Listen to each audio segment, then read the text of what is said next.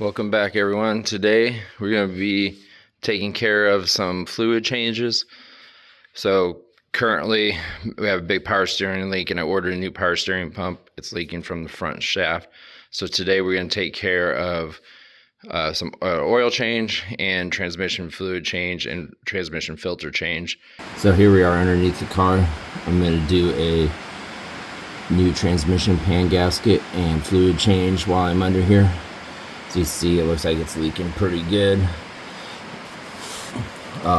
There's also probably a couple other spots where there might be a possible leak, but we're going to start with this to get this tidied up because it leaves a pretty big puddle underneath it. It's really hard to get a good video angle under here because I don't have much clearance, but I'll keep checking in and showing you guys progress. I went ahead and disconnected this one, the exhaust pipe from the header, because it was covering up this bolt here in the corner. I'm going to go ahead and try to get this pan off. I'm going to need both hands to hold it and not dump fluid in my face, so I'll show you guys the end result. So we got the transmission pan off, and now I need to pull this. Here's our transmission filter. The pan gasket kit came with a new filter and O-rings for that, so I'm gonna go ahead and get that pulled off. So we got the transmission filter off, and it's two flathead screws. Just be careful when you're pulling it off. More fluid will start running out at you. It's not a whole lot, but just like taking a oil filter off.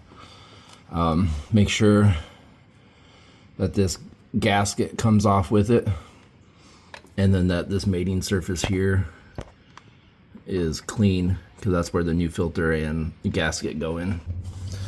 And there we go, we have the new transmission filter installed. And then we went ahead and cleaned up the pan itself, sprayed it out with some brake clean, wiped it down, had a layer of shavings and worn material. Looked pretty standard to all the other transmission pans I've pulled before. Got it all nice and clean, and made sure all these mating surface edges along here are clean and ready to be sealed up. And I also checked on the transmission side, clean, and sprayed them down. So we're ready to reassemble this now. We have the transmission pan back on now. I rotated around the pan with my torque sequence, and it was 13 foot-pounds.